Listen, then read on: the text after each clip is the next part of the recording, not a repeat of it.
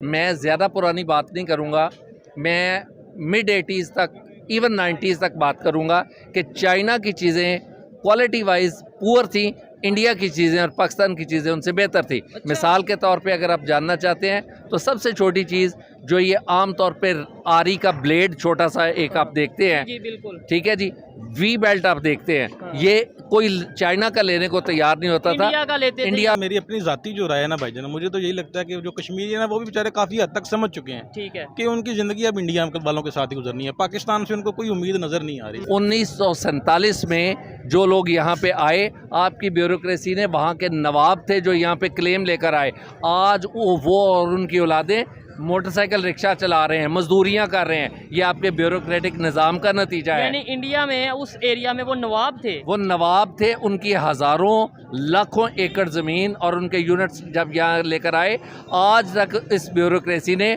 उनको उनका हक नहीं लेने दिया। ज़्यादातर इंडिया को सपोर्ट करते हैं। ये देखें, ये क्या बात हुई है। ठीक है, नहीं उसकी वजह पता क्या है? हाँ। बात ये होती है कि आपका जो मुल्क होता है ना, उसको जो लीड कर रहा होता है ना, लोग उसको प्रेफर करते हैं। उनको वज़ीर बनाया गया तो सेक्रेटरी साहब, उन्होंने मुतलका सेक्रेटरी से पूछा कि सेक्रेटरी साहब मुझे क्या करना है। हाँ। उन्होंने कहा जनाब आपके पास जो फाइल आए हाँ। आप उस पर सीन लिख दिया करें।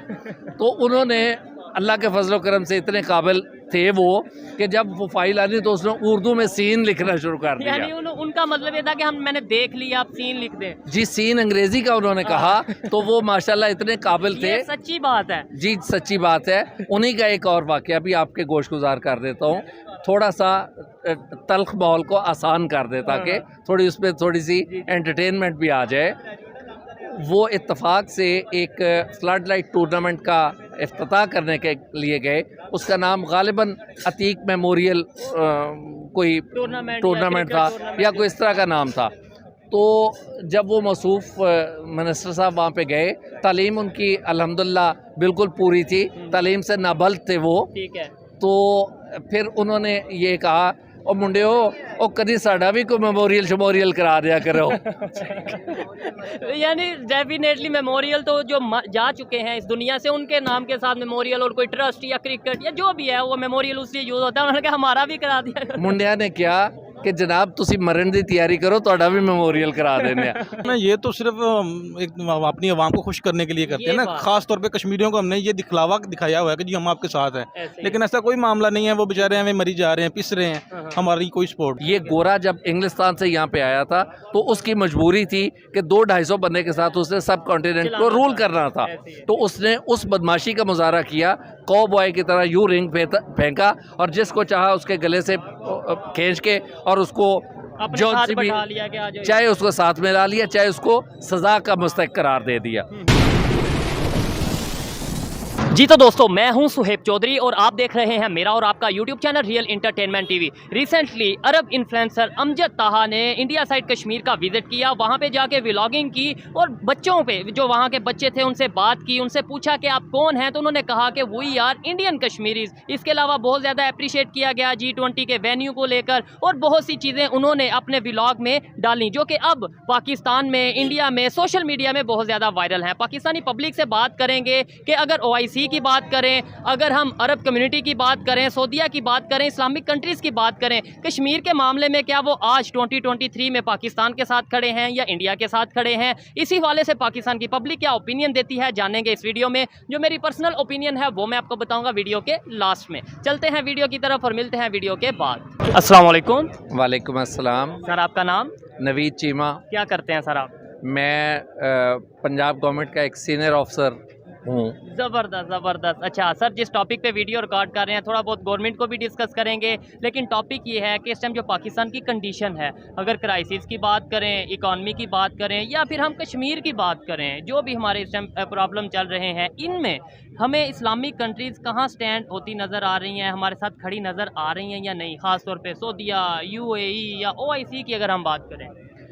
आपका क्वेश्चन 2 हिस्सों में तकसीम किया जा सकता है कि सबसे पहले आइडेंटिफिकेशन ऑफ द इशू होना ज़रूरी है, फिर उसके बाद उस सलूशन की तरफ जाना ज़रूरी है कि इसके लिए रिस्पॉन्सिबिलिटी फिक्सेशन आएगी कि कौन लोग ज़िम्मेदार हैं और उन्होंने लाइन ऑफ एक्शन क्या दिया इसको एड्रेस करने के लिए। ठीक है। वो जो एड्रेस करने का लाइन ऑफ एक्शन उन्होंने दिया, क्या वो एक्सेप्टेबल टू दी नेशन है, क्या वो अवामी उमंगों के मुताबिक है, या इस्लामिक नेशन जो है उसके साथ कंपेटेबिलिटी उसकी है या नहीं है। ऐसे ही है। ठीक है जी, फिर उसके बाद अपनी राय का इजहार किया जा सकता है। पेशतर इससे हम इस बात की तरफ जाएं कि इस सारे मामलात की ज़रूरत क्यों पेश आई। ठीक है, हाँ बिल्कुल। सबसे पहले तो जो गलती है उसको उसके ऊपर पॉइंट आउट करना ज़रूरी है, उसके बाद हम करेक्शन की तरफ जा सकते हैं।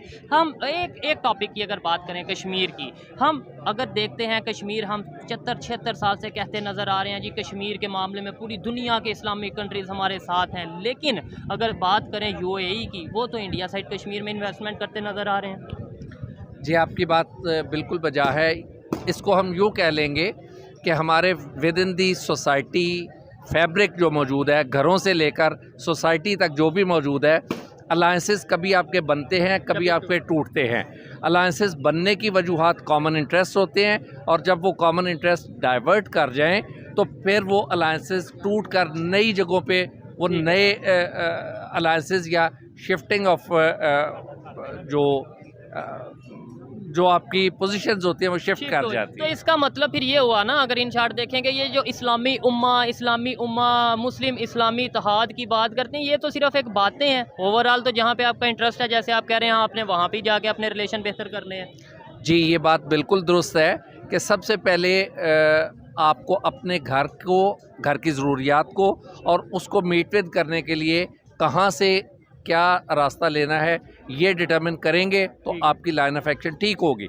अगर ऐसा नहीं कर पाएंगे तो शायद अवामी उमंगों के मुताबिक भी ना हो, और शायद ज़रूरत के मुताबिक वो बातें ना हो, और उसका फ़ायदा भी ना हो, और उसका फ़ायदा भी शायद ठीक ना है। हो। अभी एक अरब इन्फ्लुएंसर हैं जो कि इंडिया साइड कश्मीर में गए हैं, और उन्होंने वहाँ पे जाके वीडियोस रिकॉर्ड किए हैं, व्लॉग बनाए, और जहाँ पे ये कहा जा रहा है, वो ये कहते नज़र आ रहे हैं कि भाई इंडिया के जो इंडिया साइड कश्मीर है वहाँ पे पीस है। वहाँ के बच्चों से वो बात कर रहे हैं तो वो कह रहे हैं हम इंडियन कश्मीरी हैं, हमारे यहाँ पे भी कश्मीर का हिस्सा मौजूद है, हमारे यहाँ पे तो उस तरीके से इन्फ्लुएंसर नहीं आ रहे इंटरनेशनल लेवल पे, हमारा तो इमेज नहीं वो।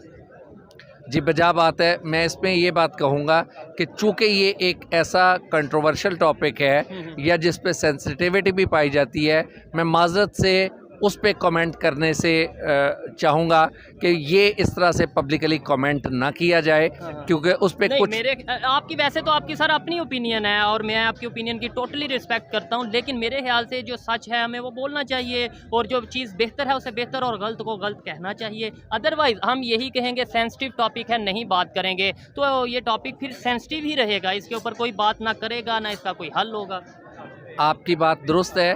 वो टॉपिक जो सेंसिटिविटी से मुराद ये है कि जैसे कोई भी काम, अगर मैटर कोई अदालतों में सब जुडिस पड़ा हुआ है तो उस पर कमेंट करने से इसलिए रुक जाते हैं कि उसमें बाइस्ड व्यू आने का इम्कान होता है, या कोर्ट को इन्फ्लुएंस करने का कोई खदशात होते हैं, तो आप उस पर कमेंट करने से रुक जाते हैं। इसी तरह से मुल्की पॉलिसी के हवाले से वो